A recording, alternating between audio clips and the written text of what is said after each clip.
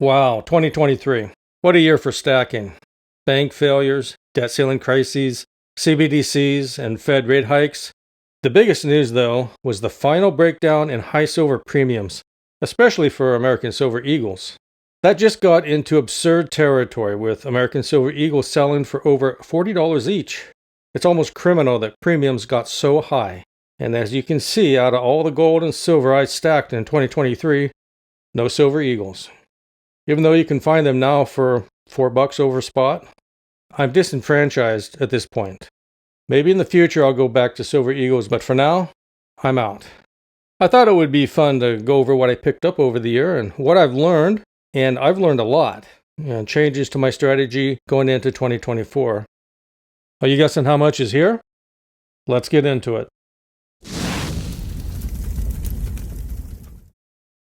What we'll do here is just slide into the camera so we don't have to deal with autofocus making our heads dizzy. Without further ado, starting with gold, I picked up 3 1-ounce gold maple leafs. Here in December, I decided to shift my stacking goals to mostly gold, for the simple reason that my safe is full. Until I can figure out some extra storage, it's going to be gold only in early 2024. During Black Friday, I picked up this rooster at AppMex for spot price, all in, no strings attached. I think this is a good alternative to fractional gold and the super high premiums that go with it. Roosters, or the French 20 franc gold coin, aren't as liquid as modern fractionals like the American Gold Eagle or Maple. But the 20% premium they ask for fractional gold is just too much for me. So I got this. Here's an American Gold Eagle, 1 ounce. I kind of think I prefer the Buffaloes, but since I don't have any Gold Eagles, now seemed like a good time to pick one up. There's more, much more. The modern Gold Eagle has a fascinating ancestor, and yes, I have it. This pre-1933 double eagle holds a story so captivating, it'll make you rethink everything you thought you knew about money. Stick around for a deep dive into history and economics, all under the banner of "This is why you can't buy a house." Trust me, this won't be your average numismatic story. And then, wow, the 2023 Kookaburra from the Perth Mint in 10 ounces. This coin is a showstopper and one of my favorite coins this year. Here's the 1 ounce size. And here's one in a kilo of silver. Just wow.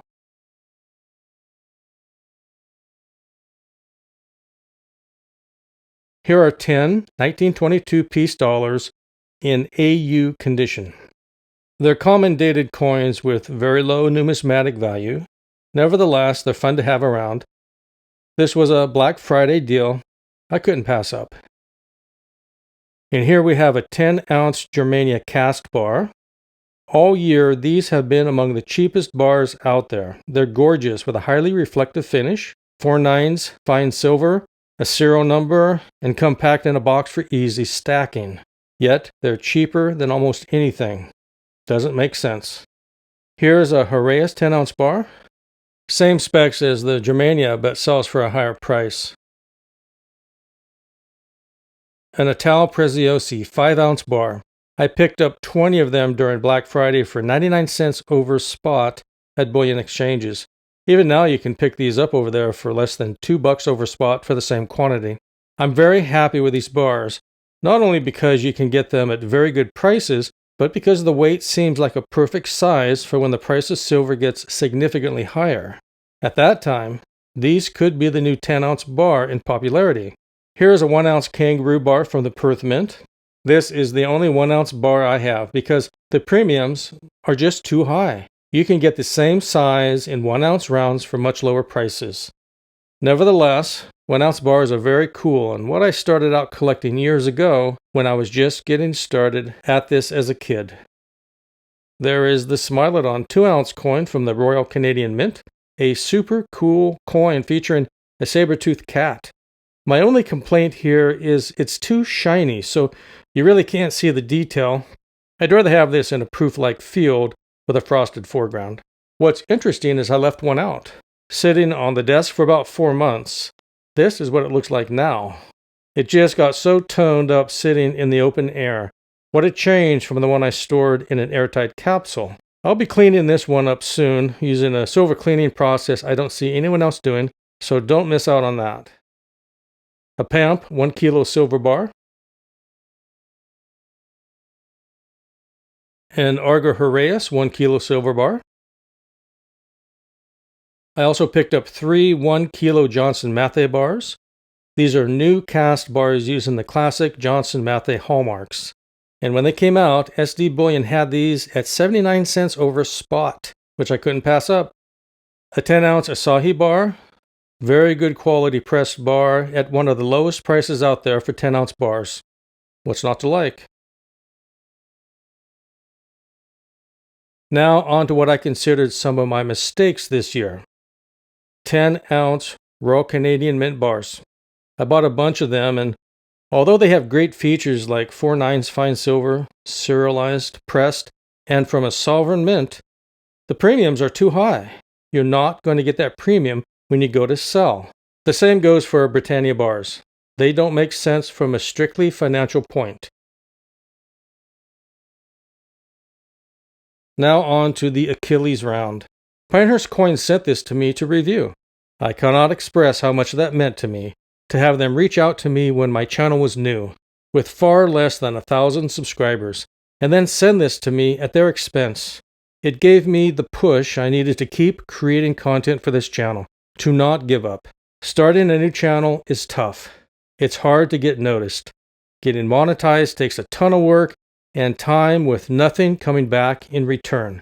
So I'm grateful to Pinehurst Coins for that energy boost I needed to carry on. And in return, I've ordered thousands of dollars from Pinehurst Coins and recommend them all the time. Generic Buffalo rounds. I really find these boring and just am not buying them anymore. But I did pick up a few earlier in the year. JM Bullion silver rounds. I recommend anybody who is just starting out, who has never bought silver, who doesn't know where to start, to get the JM Bullion starter pack. It includes 10 brand new 1-ounce silver rounds at spot price. It's a loss leader for JM and a big win for everyone else. Rarely do I make recommendations on this channel. This is one exception. You just can't go wrong with this deal. I have one Britannia that I got for the channel. Again, one silver Krugerrand that I got for the channel. One roll of Kangaroos from the Perth Mint.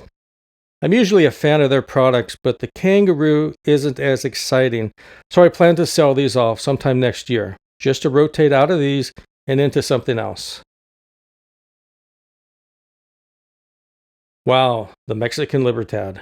I got a tube of these and then put them all into airtight capsules because I do intend to flip these after a few years for profit. They still demand high premiums, and as long as that continues, these should appreciate nicely.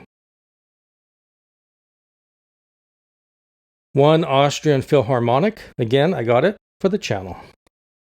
Finally, a couple of silver maple leafs. I'm surprised I didn't get more of these throughout the year. They're a great coin to stack. Good value, good quality, and very liquid when you go to sell. Maybe in 2024, I'll keep them on the watch list. Well, there is my 2023 haul of gold and silver. There's just one more thing I have to show you.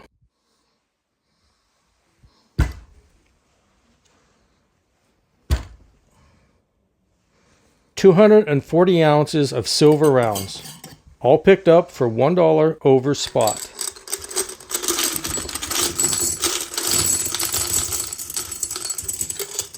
Deals are out there, as long as you're patient and know where to look. I got these either at Pinehurst Coins or bullion exchanges. Asahi makes good quality, recognizable rounds that sell for among the lowest premiums. These have been my favorite round to stack in 2023. How much is here? 795 ounces of silver and about 5 1/5 ounces of gold. All stacked while unemployed, selling junk from my closet on eBay and dipping a little into savings. What a great year 2023 was for stacking. I think 2024 is going to be even better. I hope to see you there. Thanks for sticking around until the end. Stay safe out there, and we'll see you next time.